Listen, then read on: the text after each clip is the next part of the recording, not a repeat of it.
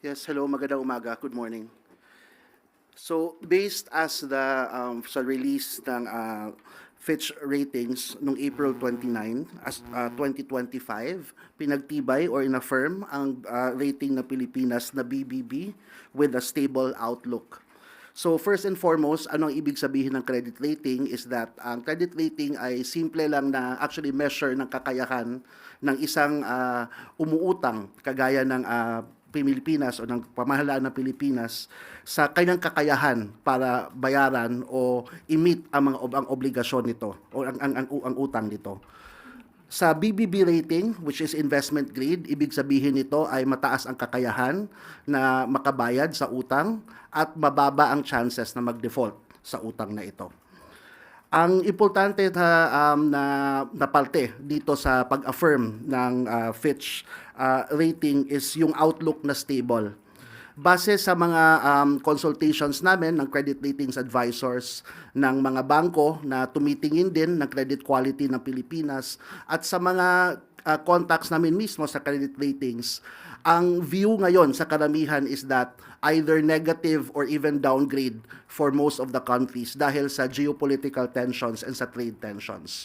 So the fact na nakakuha yung Pilipinas ngayon ng stable outlook shows the confidence na meron itong credit ratings agencies natin, particularly ng Fitch, sa Pilipinas. Just to point out kung ano yung factors na nagpa-affirm at nagbigay ng stable outlook ng rating ng Pilipinas ng Fitch. Ito ay ang continued na paglago ng ating ekonomiya, isa sa pinakamataas na paglago sa ASEAN.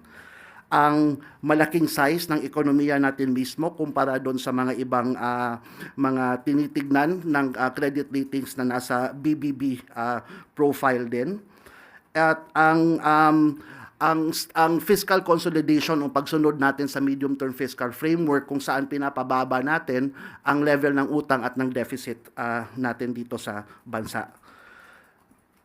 Yung in terms of kung ano yung importance or ano yung halaga ng credit ratings.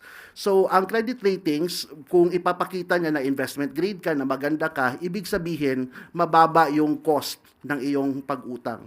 So, ibig sabihin, mababa ang interest na babayaran ng gobyerno para sa mga utang na kanyang gagawin para i-finance yung mga projects natin. So, mas mataas yung kakayahan ng gobyerno para makapag-deliver sa mga projects nito.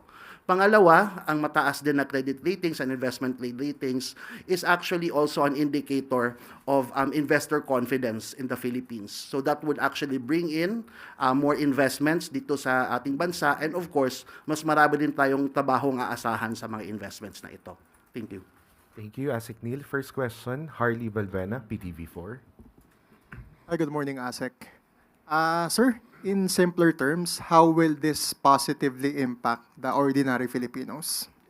Yes, as we mentioned, no. So first and foremost, since mataas yung credit rating mo, mas mababa yung interest na babayaran kapag nangutang yung Pilipinas para isuportahan yung mga projects niya. So mas kung ganito yung mangyayari, mas mataas yung kakayahan natin para ma-deliver ng projects kasi makakahanap tayo ng mas murang paraan ng pagpondo nito.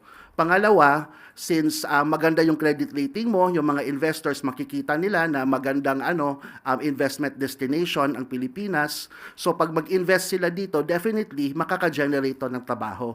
And it's particularly important ito ngayon kasi kung titignan nyo sa nangyayari dito ngayon sa trade tensions natin, yung tariffs ni Philippines relative to other ASEAN countries, mas mababa siya. So, yun pa lang, medyo nakakapag-attract ng investments yon. Tapos, yon may magandang credit rating ka pa. So, marami kang magandang balita na ibibigay sa investors na para pumasok dito. Next question, Alvin Baltazar, Radyo Pilipinas.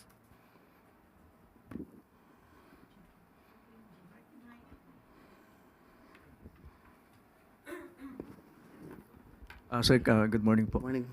ASEC, in terms of pagbabayad natin ng utang, naging magandang rason din ba yun para gumanda yung standing natin? Ano ba yung track record natin sa pagbabayad ng utang? Yes, of course.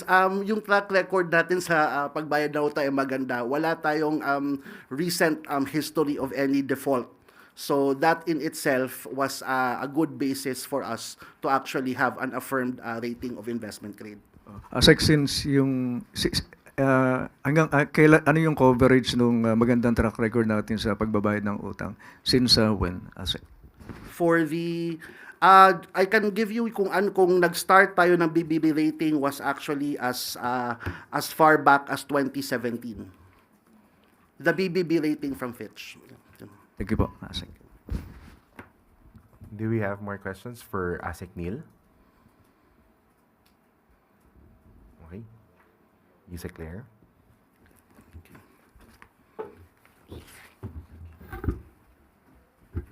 Thank you po, Ase Cabiles. Napakagandang balita po niyan.